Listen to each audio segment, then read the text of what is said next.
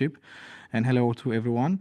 As Veronica said, my name is Narcis George Matake, and I'm here from two perspectives. The first one as a founder of Last Week in Denmark, and the second one as the CEO of Aalborg Institute for Development, an institute where we focus on creating knowledge and supporting international entrepreneurs in Denmark.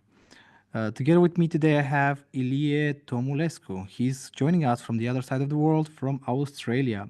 But don't worry, he is also one of us. He spends some time during the year in Denmark, so that qualifies him to be accepted and acknowledged as part of the international people of Denmark. I will let him Yes. say a few more words about himself, but what I can say is that Ilya will be the star of the show today because he has a wealth of experience. He has tried everything you can imagine within the field of green entrepreneurship. So he's the most, let's say, qualified person here to talk about this subject.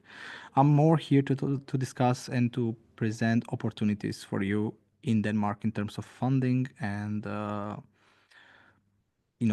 developing your business model in that direction. So Ilya will be the one who will be, let's just say, letting you know what's what in this field. So Ilya, please let us know. Welcome to this webinar and tell us a few words about yourself. Yeah. Hi. Good morning. Good morning, Narcis. Thank you for inviting me to this event, and thank you, Veronica, for inviting me to this event. And yeah, thank you everyone for joining us on a Saturday morning. I believe there are so many things you could do on a Saturday morning, but you choose to be here with us, which means that you are probably very motivated and willing to learn and explore some new things together. I really hope that we are all going to learn something together and have some good fun today.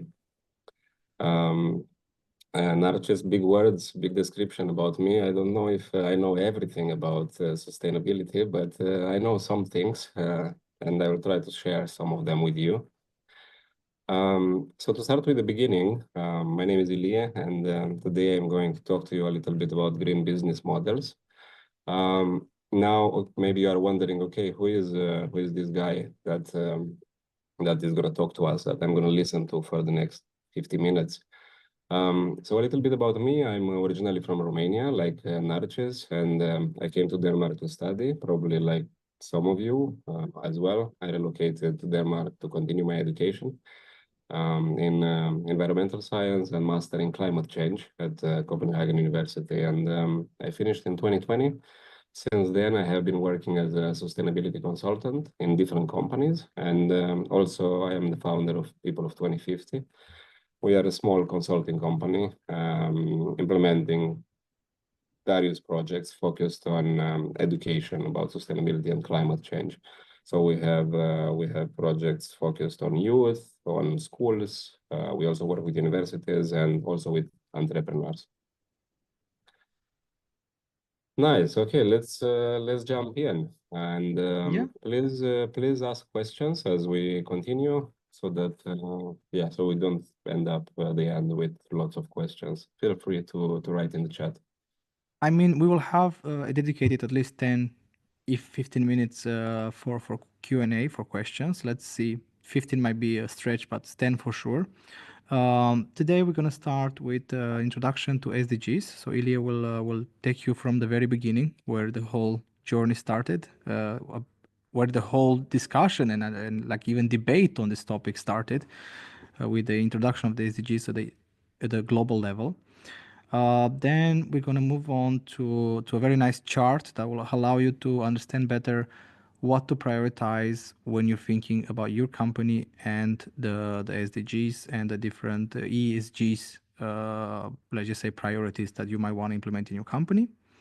Then we're going to go further to this, let's just say, philosophy called the triple bottom line: people, planet, and profit, and how to consider it when you're building your business.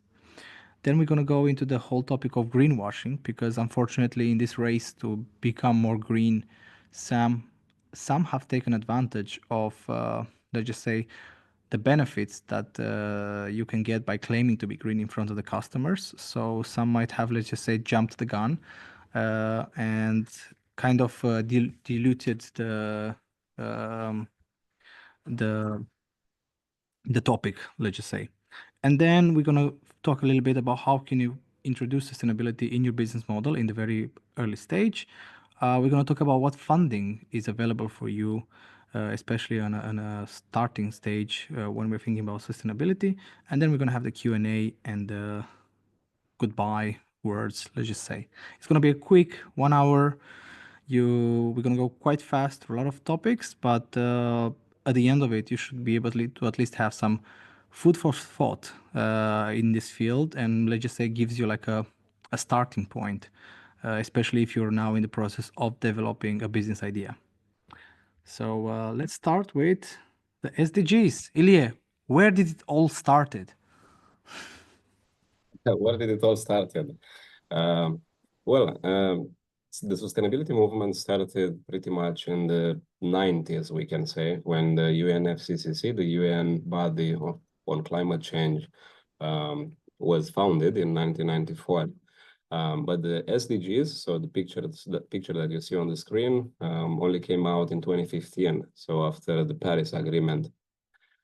So to start with the SDGs, with the Sustainable Development Goals framework, um, what is this framework? You probably saw it around Denmark in different places. I at least see it when I go out in different institutions, when I go to work. It's quite a popular picture, this thing with the different colors.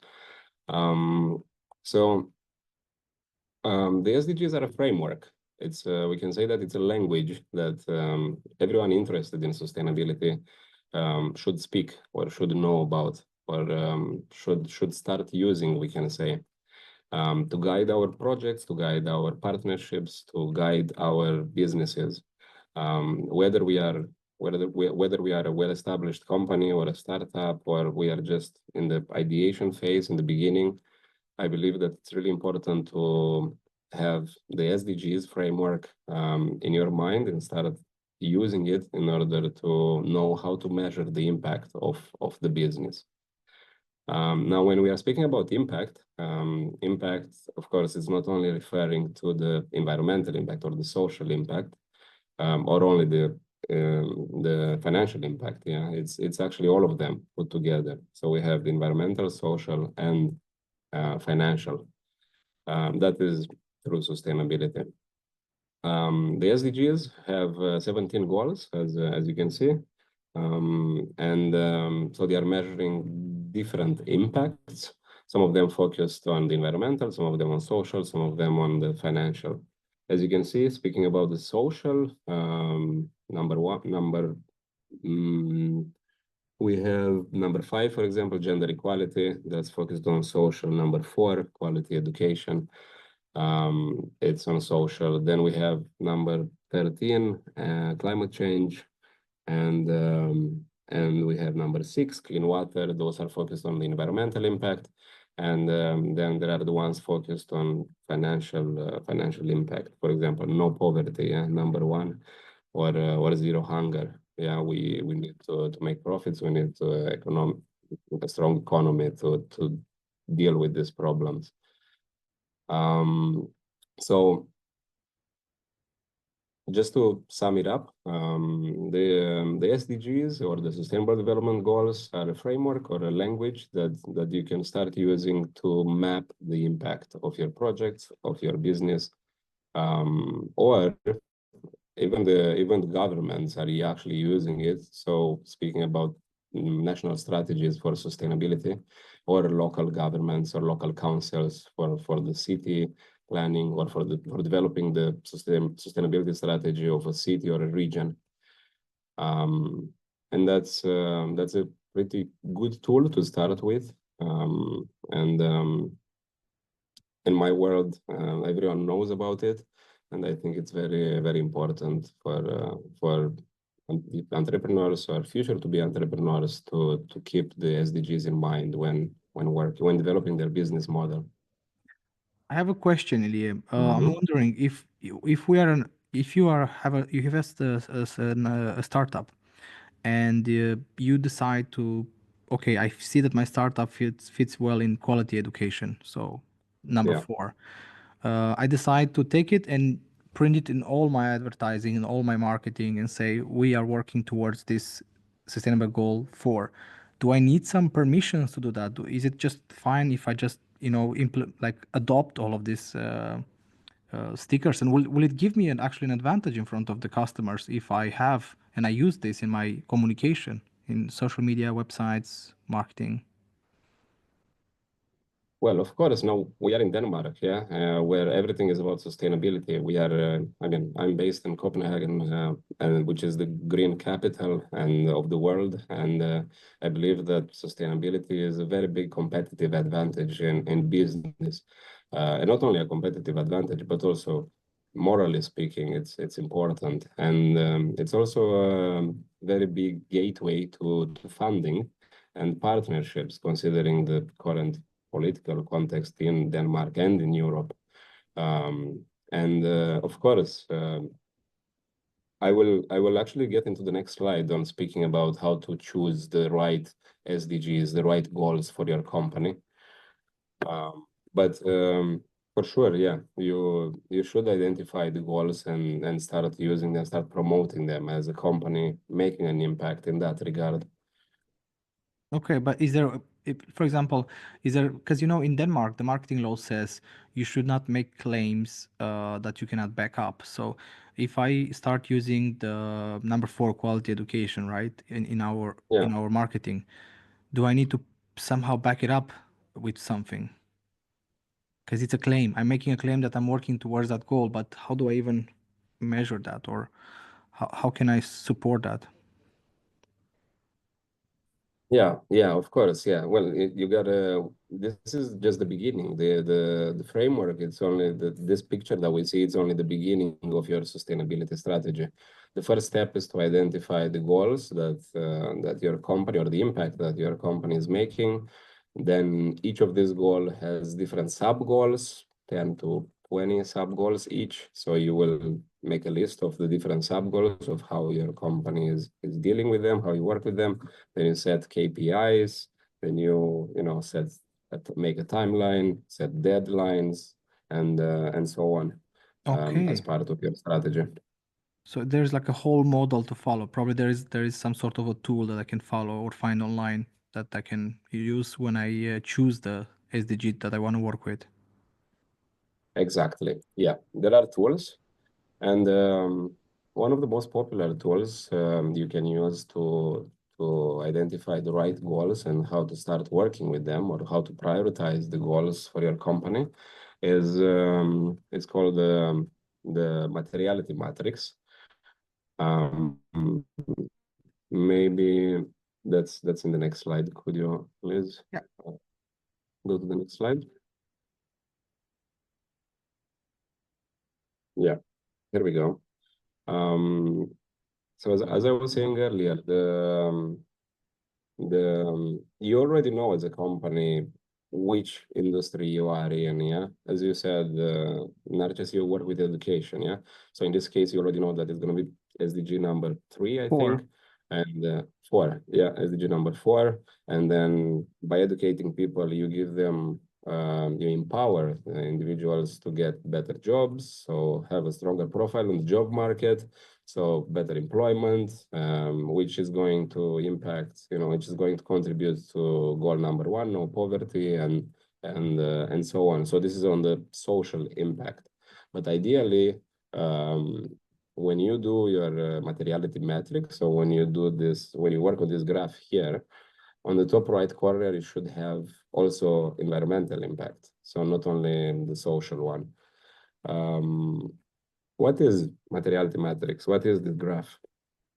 Um, well, you as a company, when trying to prioritize the goals, trying to identify which goals to focus on and to give priority to, you have the impact on the business on the bottom, and the importance for your stakeholders on the left, yeah, so on the y-axis.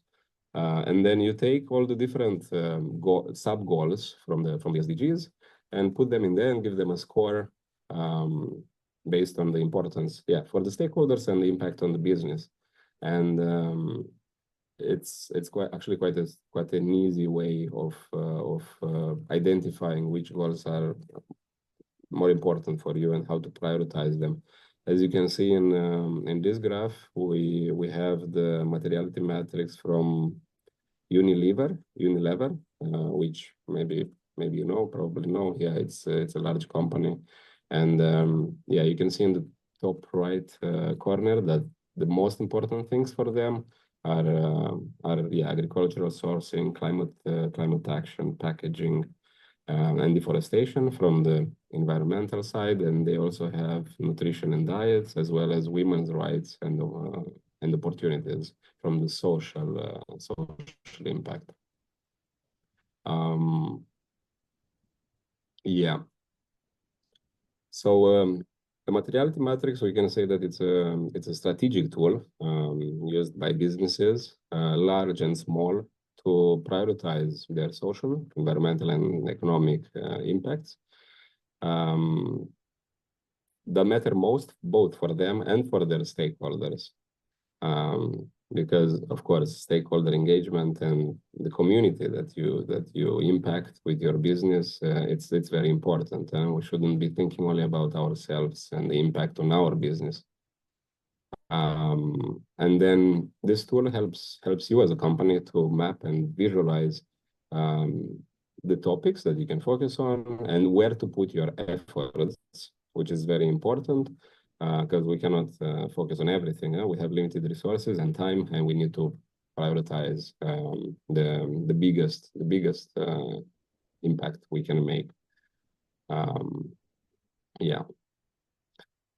But I have a question here, Leah. I'm just wondering, a lot of this is it based on data on market research, or is based on like these assumptions? Like, because for example, let's just say you are Unilever and decide that Yeah. your customers and your stakeholders, they care about deforestation, and you feel like that's very important to them. But I guess you know that because of some sort of report, right? So if Of course.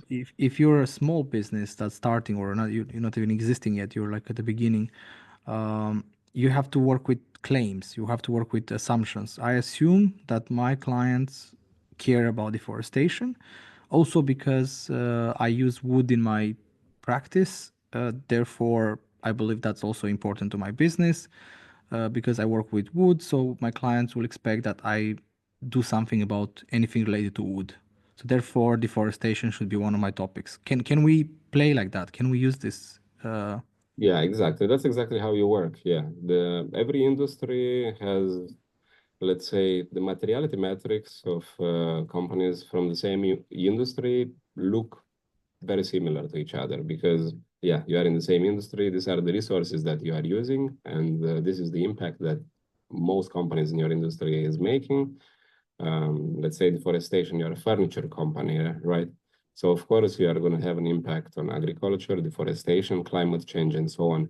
While, I don't know, a consulting firm, not so much, yeah. You have different impacts in consulting. You're probably more education, probably more on the economic side, and so on.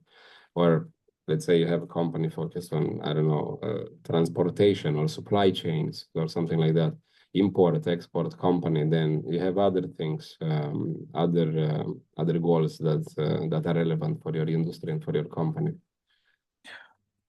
I'm just curious, when you choose these topics, do you think about how does it benefit your business model as well? Like if I focus on deforestation, I think because I'll sell more because I look more green in front of my customers, but at the same time, I will be planting more wood.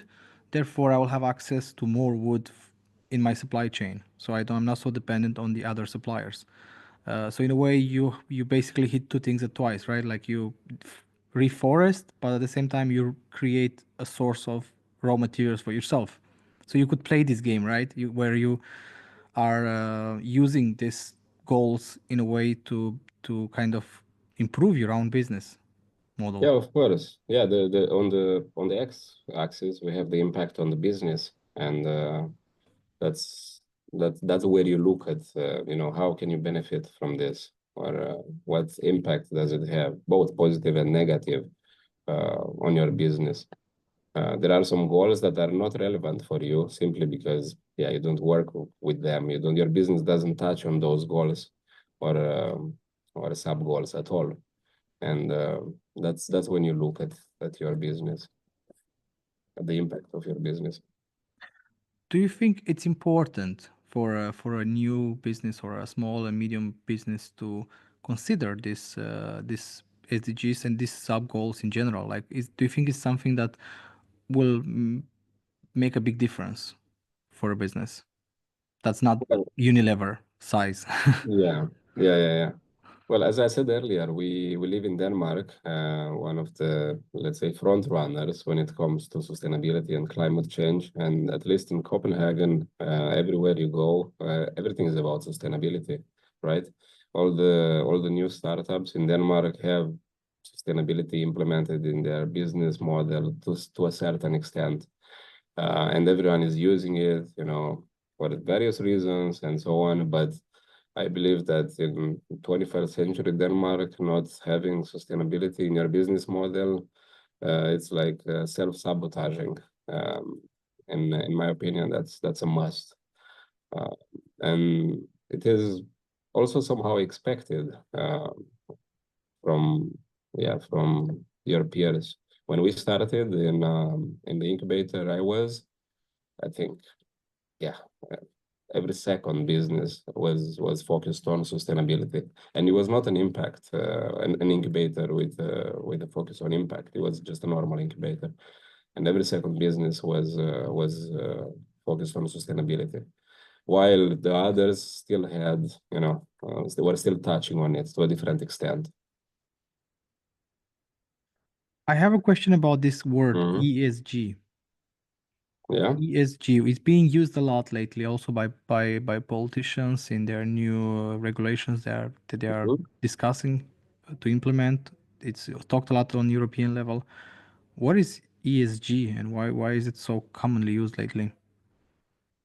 Well, ESG stands for environmental, social, and governance impact, which we can say that is just another way of saying sustainability, yeah, of framing sustainability. Um, Maybe 10 years, 15 years ago, the old term was CSR. I believe many people still use the word CSR, but now it's shifting towards ESG. CSR was standing for corporate social responsibility, but that was just like the name implies, focused on the corporate area, while ESG it can be applied to anyone and anything from public governments, public institutions, private sector, nonprofit sector, to a project, to a product. So it's a term that uses that covers a broader target group, we can say. And there's like these reports that you're supposed to have as a company or generate as a company, ESG report, right? Yeah, yeah. Yeah, there is legislation at the EU level requiring companies to report on sustainability. It used to be only the companies with more than 500 employees, but now that got lowered to 200 employees. And yeah, that is a requirement, but nevertheless, many companies with less employees than 200 are still working on sustainability for the reasons mentioned earlier. Um, yeah. Okay. And speaking about ESG, that's companies don't report on ESGs only because they have to, but many investors are considering the ESG metrics or the ESG score of a company when deciding on what to invest. Also, many companies that have a good ESG score or have a green profile, they are more likely to get easier access to green funding, green bonds. There are specific funds targeting only the ESG companies or companies in the sustainability sector, to say so. And there is a lot of also a lot of EU funding focused on that, since the main priority of the EU is sustainability and climate change. Of course, social inclusion and immigration is also another important priority of the EU. But since 2018, when the EU adopted the European Green Deal and set itself the target of becoming carbon neutral by 2050, climate change and sustainability is the most important priority. But I think that later on we will be touching more on the aspect of funding and resources.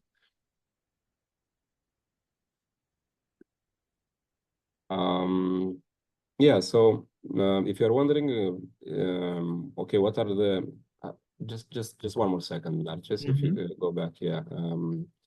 If you're wondering, okay, what are the exact steps? How do I start this process? Where do I begin? So the first thing is to define the purpose and the scope of your business and of the what sustainability means for you. Why do you want to work with sustainability? Why do you want to have a strategy for sustainability, right? Then you have the specific material topics, the ones that you identified using the materiality matrix. Then you focus on the stakeholders. You need to know, okay, who are my stakeholders, the stakeholders of my business, both internal and external. So, of course, internal, your employees, your management, and your suppliers, your clients, and so on. Then from outside, you have the community that you live in, you have the local authorities, you have the government, and so on. The neighbors, your neighbors probably, they are also going to be impacted by your business in a way or another. Then the next step is to collect information, to do the research that Narcis was speaking about the stakeholders and about the impact on the materiality, the material topics can have on your business. Prioritize the topics and then start integrating this insights and the topics in your strategy, in your ESG strategy or sustainability strategy.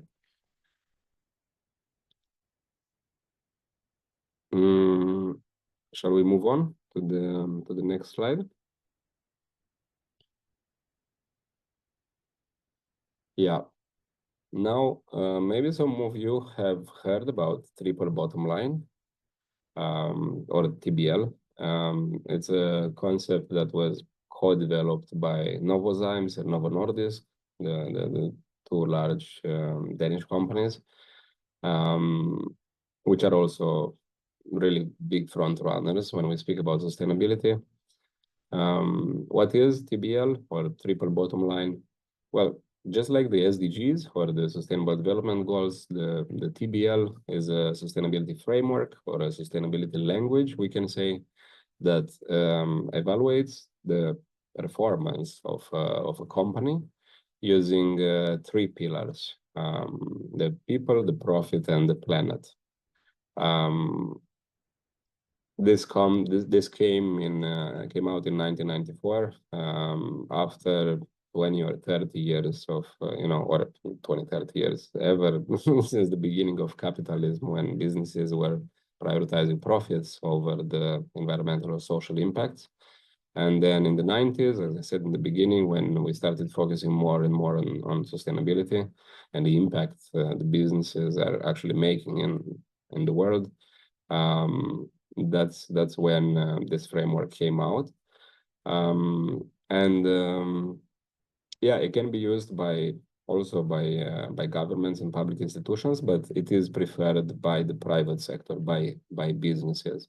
So comparing it to the SDGs, which are broader, have a bigger spectrum and bigger scope and a bigger target, the triple bottom line is more focused on the private sector, so on businesses. In the beginning, it was written as people, profit, planet, so with profit in the middle, giving it a premium position in the middle. But slowly, because of a lot of criticism and so on, it shifted, and now it's people, planet, profit. So now the profit is the last one, and the planet is in the middle. Um, Now, when we speak about social responsibility, the focus is on employees, communities, customers, and stakeholders. And it looks at how you pay your employees, the safety and diversity, inclusion of minorities, and so on. And of course, it encourages the inclusion of the different stakeholders in the decision making and also development of the community. So not only your own business, but thinking bigger than just the business. When we speak about the planet or environmental responsibility, that of course involves sustainable practices that reduce the ecological impact, reducing carbon footprint or emissions, and conserving energy, recycling resources or reusing resources, and ethical sourcing, which, as you can imagine, is not only benefiting the planet but also your pocket or your profit, saving energy or recycling or upcycling. It's always financially feasible. And then, of course, we have the profit or the economic responsibility, very important, and that reflects the traditional financial performance of a company. And when we speak about financial responsibility here, a very important aspect is to know that the shareholder return or the profits shouldn't be only invested in the growth of the company, but also for the benefit of the community. And that's why we see many companies or large companies having philanthropic programs where they donate to different initiatives, different nonprofits, and so on, trying to reinvest a part of their profit in the community. And of course, as I mentioned earlier, being a sustainable business, thinking long term, being ethical, and efficient, yeah, because being environmentally responsible, that means being efficient. It's in the end beneficial for your business, and it's only gonna put you in a competitive advantage to the rest of the competition. Um, Yeah, so when we speak about sustainability, as you can see in this picture, the meeting point between the planet, people, and profit, that's right in the middle. That's where we can say that true sustainability is. If you go too much on one side or in another, then you are going off the sustainability path, we can say, or derailing from your strategy. Um, and yeah. Should we move on to the next slide?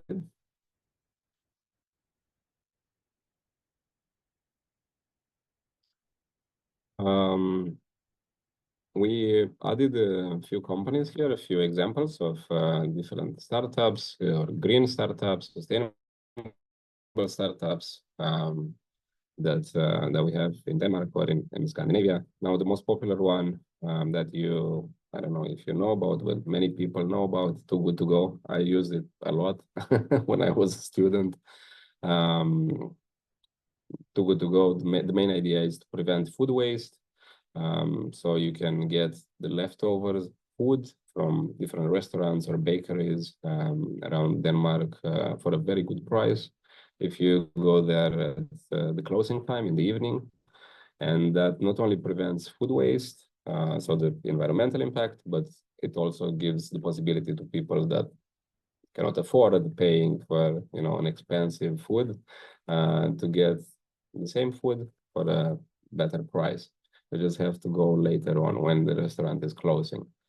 So it's also touching on the social impact. As mentioned earlier in the materiality metrics, we should prioritize at least one from the environmental and one from the social. Ilya, sorry to Yeah. interrupt you here. I Mhm. find that Too Good To Go is a really good example of how to illustrate the triple bottom line, right? Because you Mhm. have planet, the food waste, you have people who cannot afford normal price, right? So you have the people, and then you still have profit because you help businesses still sell at much lower discounted price, but still sell that product instead of having to disposing costs, instead recovering some costs that they have invested in creating that. So I would say that it's an amazing way to see how the three pillars of sustainability are meeting in the middle. Just it was just Yeah, a reflection. yeah, exactly, exactly. Yeah, it's a great business plan, very circular. Um, Yeah, and then we added two other companies here, Climate View and Earth Bank. But I guess there are many companies in Denmark, many examples we could have used with a simple Google or Chat GPT search. We can find so many companies. Um, yeah. Maybe shall we move on? Or we don't have much time left, No, right? We so it's have good time to go to the greenwashing part. Yeah, yeah, yeah. So speaking about greenwashing, not sure if you are familiar with this term, but for the ones who didn't hear about it before, I just want to introduce it. Greenwashing is the act of misleading consumers or your clients, let's say, regarding the environmental practices of a company or the environmental benefits your company's operations has. So it's make it look like you are very green when you in fact you are not so green. And yeah, that has of course it has a lot of negative impacts on your reputation. It erodes public trust in your company. It exploits environmental values for profit without actually delivering that impact. And it also hinders progress by making it harder to distinguish between brands from deceptive ones. And also it makes it difficult for you as a company to make a real progress in these regards because you don't do the real work, you just say you do, and you don't really do it. It's a way of lying. And yeah, there are different ways of doing greenwashing. I added this picture here because I find it very funny. I use it in most of my presentations. So the first let's say scene of greenwashing is the scene of hidden trade-off. That is a claim suggesting that the product is green based on a very narrow set of attributes without attention to the big picture, yeah, to the important environmental issues. Um, Another one is the scene of irrelevance, which is a claim that may be truth, but is really not important on, to help individuals understand the actual impact, For example, CFCs, maybe chlorofluorocarbons, which are these chemicals that are very damaging for the ozone layer and also for our health and so on. They got banned in the 86, I think, back in 1986. And yet, many companies still today say that, oh, we don't use chlorofluorocarbons or CFCs in our products. Of course you don't, because you are not allowed for 40 years, almost 35 years, you are not allowed. Yeah, then there is the sin of no proof. Um, as simple as it sounds, a company is making statements, but they have no proof to back it up, no data. Then there's the sin of fibbing, environmental claims that are simply false, just lying, flat out lying. Um, then there is the sin of vagueness, which is probably the most used one, the most common one. A claim that is very poorly defined or very broad in its meaning. And it's also very likely to be misunderstood by the clients. And the best example here is companies saying that they have natural products. And then we all think that, oh, not natural is something good, something positive, something healthy. We all like natural things. But what is natural in the end? There are many chemicals that can kill us, and they are all natural because they come from nature. Yeah, they are not made in the lab. Yeah, but that doesn't mean they are good. Then we have the sin of the lesser of the two evils or devils claim that maybe true, the company is really making a positive impact in that regard, but at the same time, it has a very negative impact on another regard, and it distracts the clients from the big impact, from the big evil, and focusing only on the smaller one. And then another one that's a very big challenge is the sin of worshiping false labels. Maybe you know the sustainability labels or the green certificates that many companies have on their products. Is that green label somewhere on the corner of the product saying that, oh, sustainable certified or green product or whatever. It's a big market of green labels. There are more than 1,000 sustainability labels out there, which can be quite confusing. Of course, you know, different labels are designed, tailored for specific industries. Other labels are global, others are only European or only local or only national. However, there is a big confusion amongst clients when it comes to the labels and how strong they are and how they are issued and by who and so on. And also there are groups of companies that are developing and somehow managing to register their own label. That it's funny how you can develop your own label and then say, hey, look, we are green because we have this label. We can prove it. Here is the label showing that we are green. Yeah. um, shall we move on? I mean, I really like this seven scenes reference. It makes you easier to understand the greenwashing. I never seen this model before, and I actually quite liked it.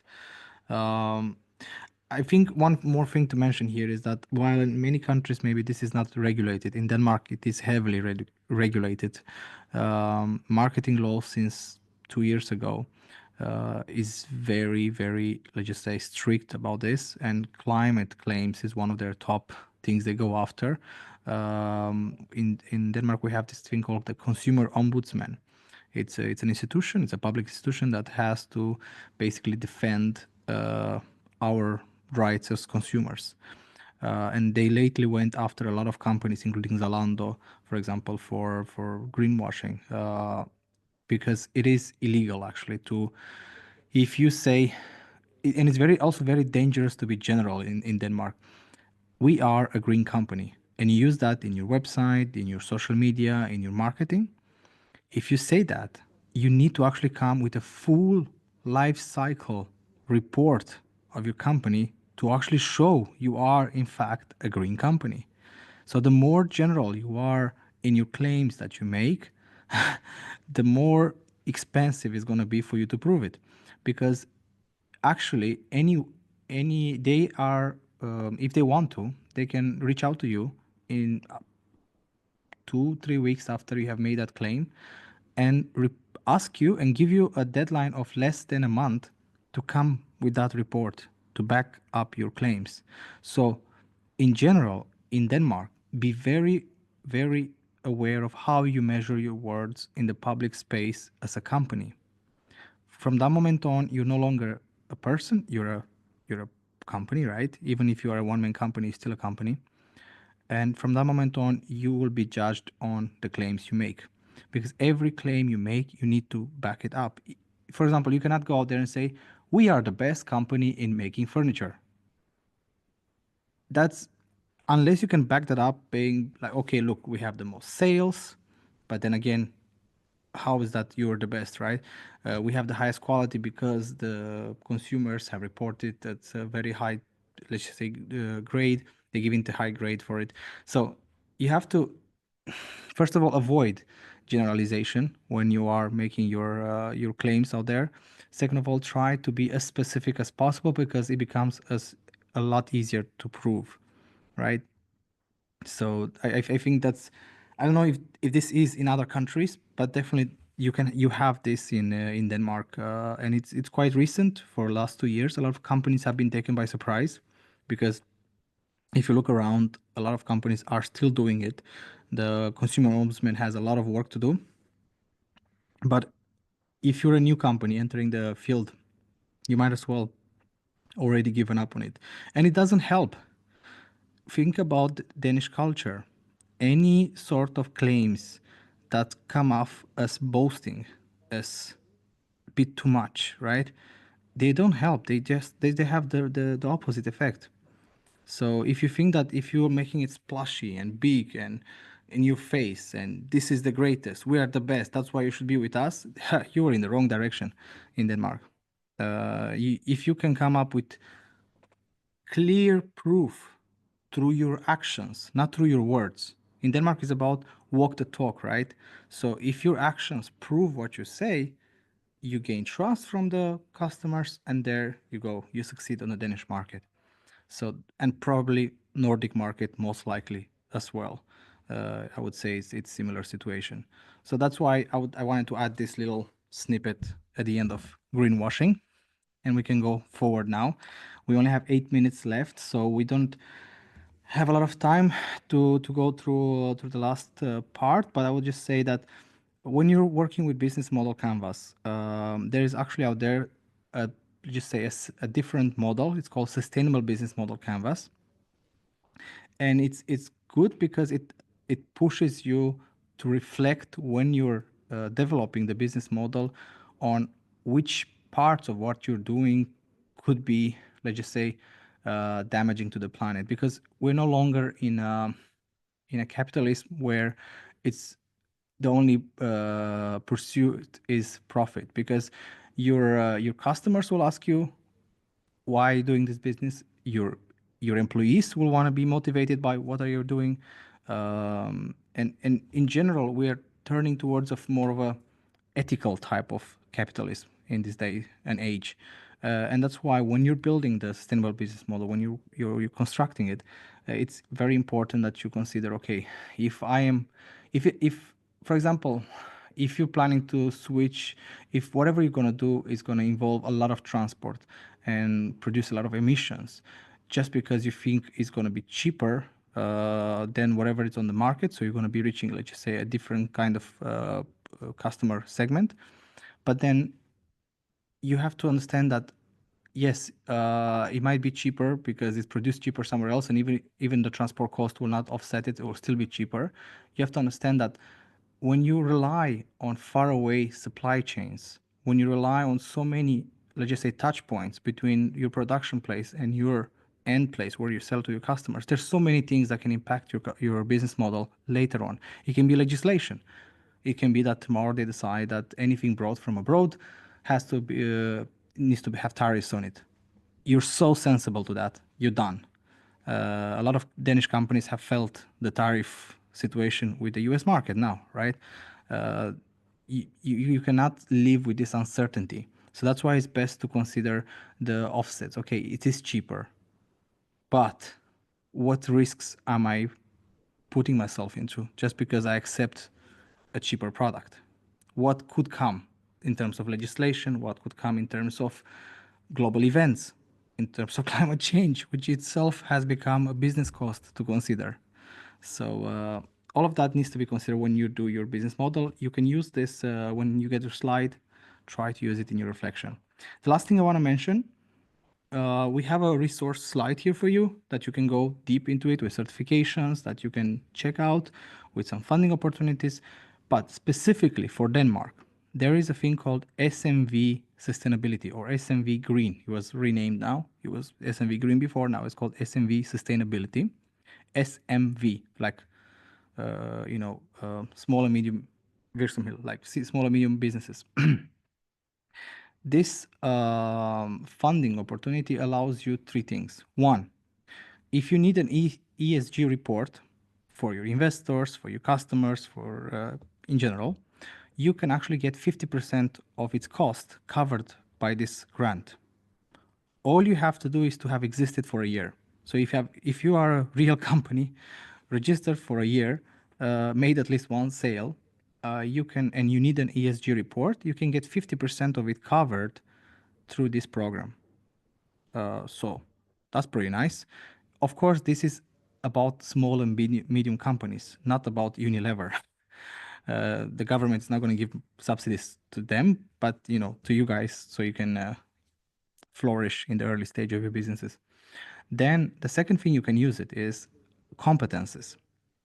If you want yourself to understand better how to make your business more sustainable, how to train your employees to use more sustainable practices, you can get a grant called Green Competences. It's 60,000 kronas that you can get with only a co-financing of 9,000 kronas from your company side. So your company puts 9,000 kronas and you get in exchange 60,000 kronas that you can buy courses and one-on-one consultancy for your company and for your employees, for the benefit of your company and your employees.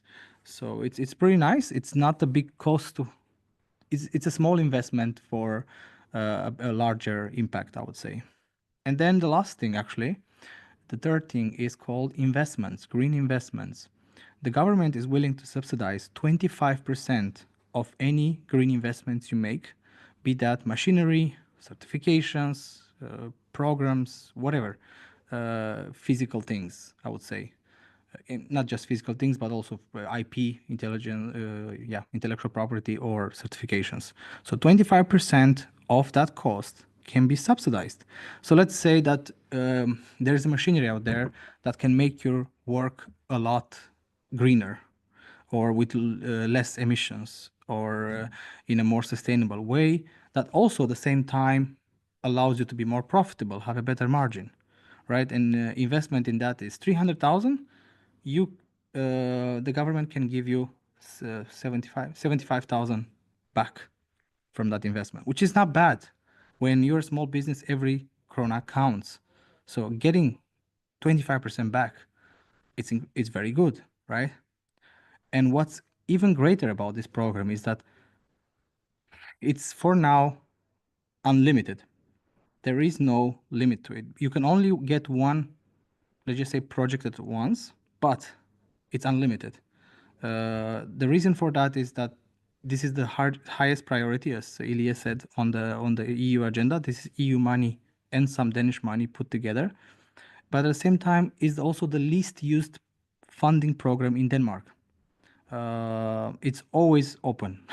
It's like if you compare to the digital program, SMV Digital, where you can get money to make websites, to get a better visibility online, and so on. Those money go in minutes. It's less actually. There's a 2 minutes frame where you can get in and press and get the funding, while this one stays open for months because simply companies don't understand how can they use these funding opportunities for their growth, for their benefit. This is a big problem, I would say, but also an opportunity for the ones of you who know how to use it and are planning to use it. It means it's there, it's available. You just have to go and get it. So that was SMV Green. I think, to be honest, there are more out there, but if you just start with this, it's a good, let's just say, starting point in the world of green funding. And the last minutes, let's see how much we have. One, but let's take 5 extra minutes. Let's take a few questions. Who dares to put some questions? Alexander, please. Can they unmute themselves, Veronica? Oh, yeah. Yeah. Yes. Hi. Yeah. Do you see me, hear me? Yes. Yeah. Yes, sorry. Could you, so I have a question, maybe a recommendation. Thank you Yes. so much for the presentation, very clear way. And maybe could you recommend what to do and what not to do right now in Denmark if you are going to open consultancy business in sustainability with strong focus on sustainable agenda, with some results in Ukraine.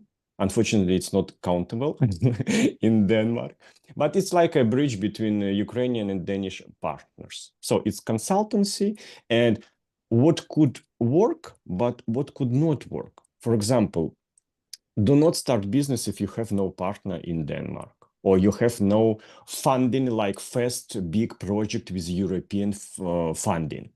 It's like a good start.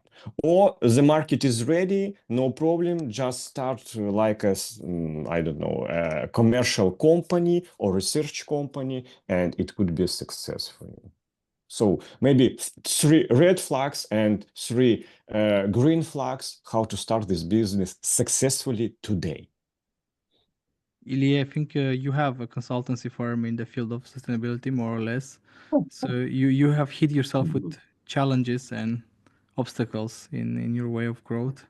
Yeah, well, we focus on the food sector in Denmark. So most of our clients are restaurants, cafes, and also a few farms. And we do greenhouse gas accounting. So we help them map their carbon footprint and develop their sustainability strategy and do the EU reporting. Now, I know that with Ukraine, it's a very different story. You mentioned that you want to have results in Ukraine, but um,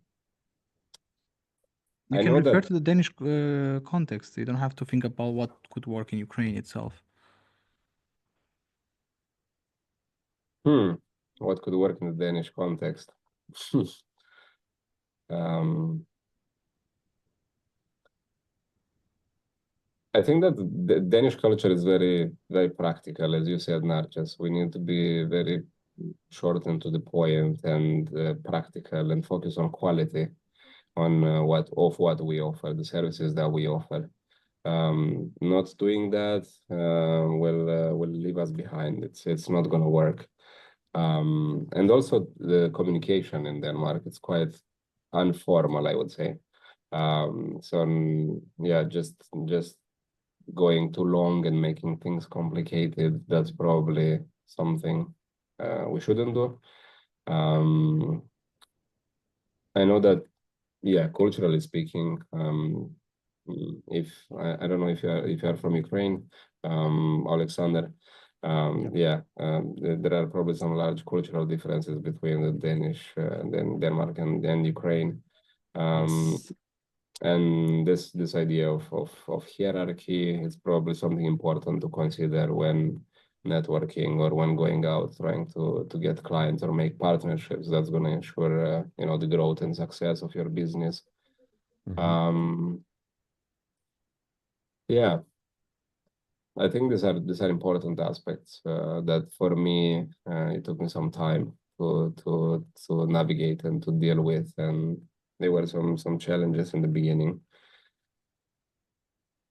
I would say there that the networking part indeed is the most important. Unfortunately, most of the contracts in Denmark are given to people that you know, in general, especially when you work with consultancies. You know, you have grown up with some friends, you've been to university with some people, and then some of those started their own consultancy firm. They will always be prioritized over you, who they don't know who you are.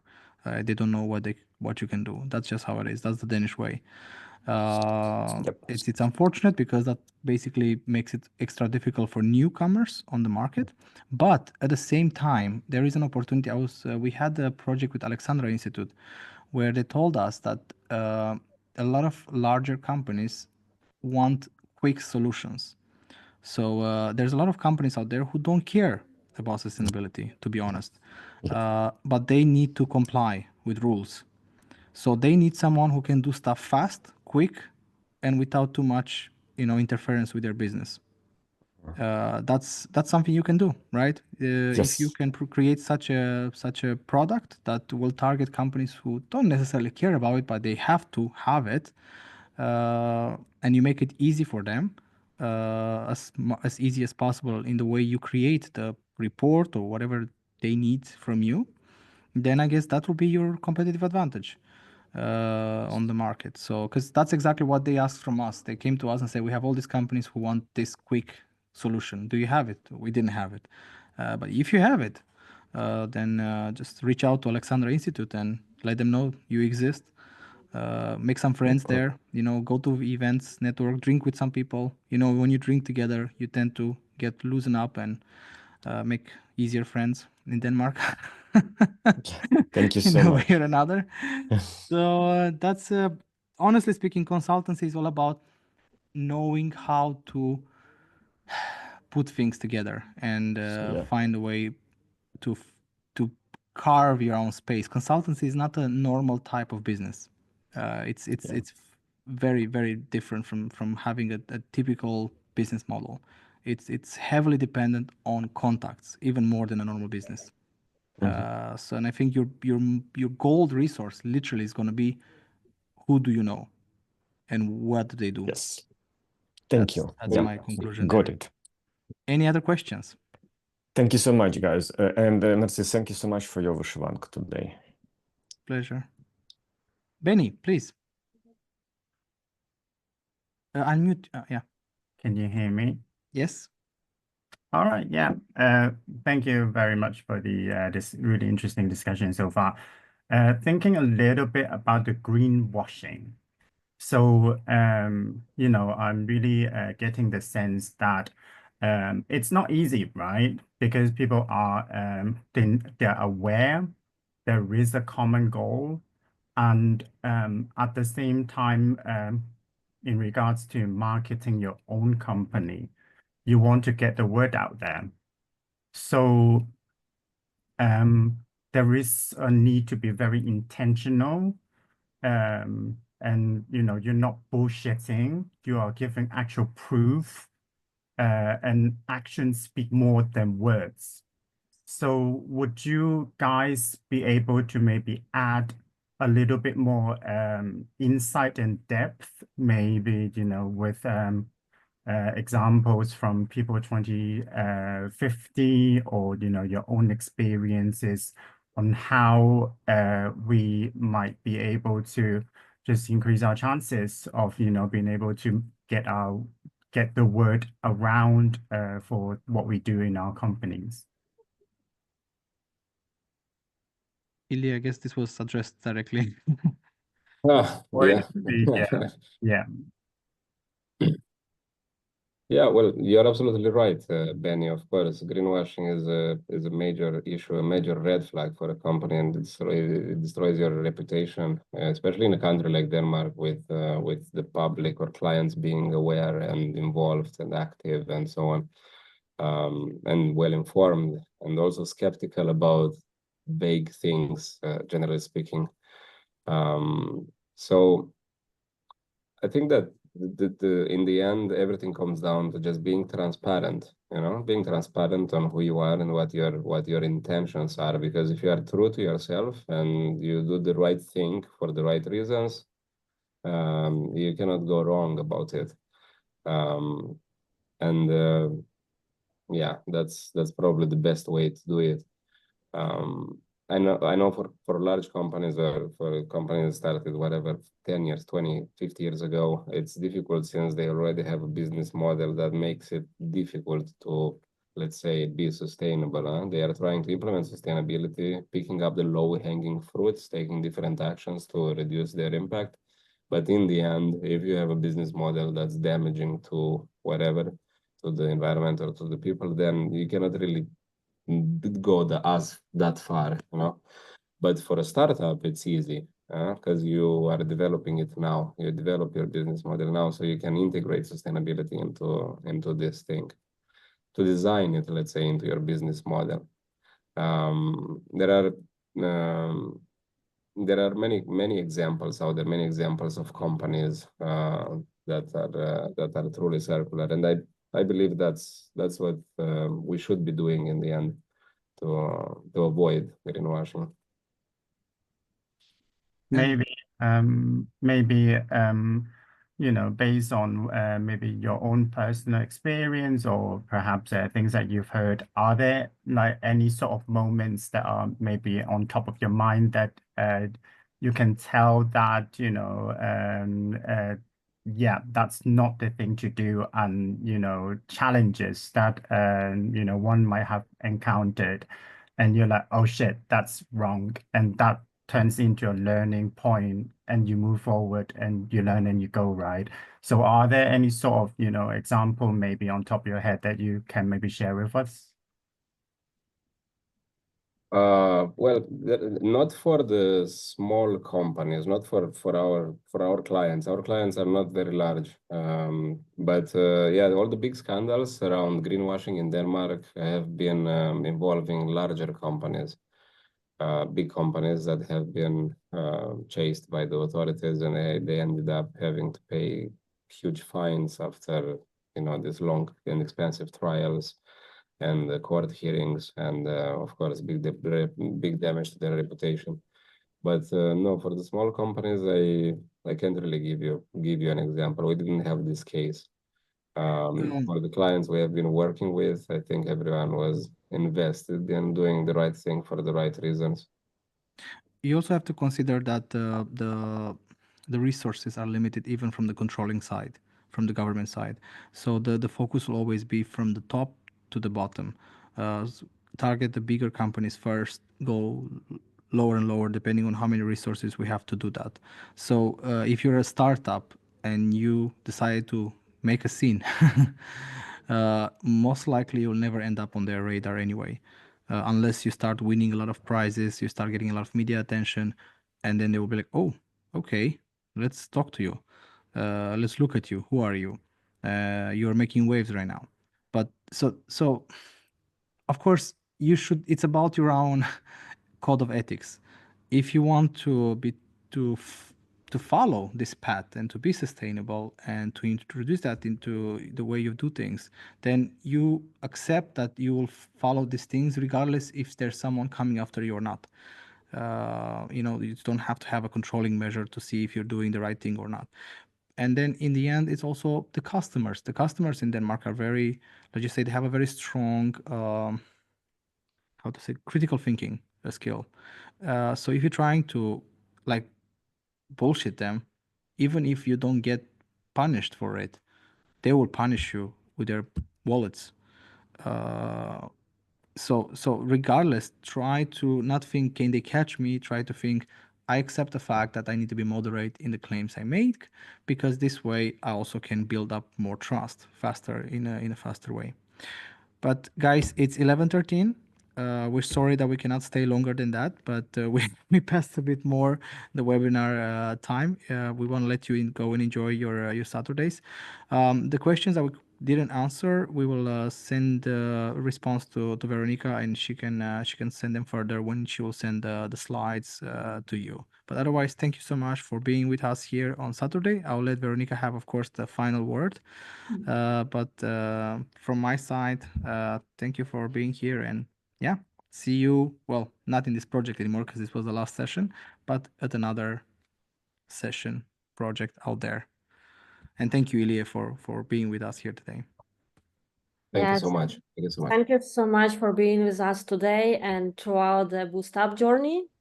And a big thank you to Narcis and Ilya for the powerful insights and inspiration on how to build businesses that truly make a difference. We hope you're living not only with ideas and tools, but also with a stronger belief that your voice and your action is matter.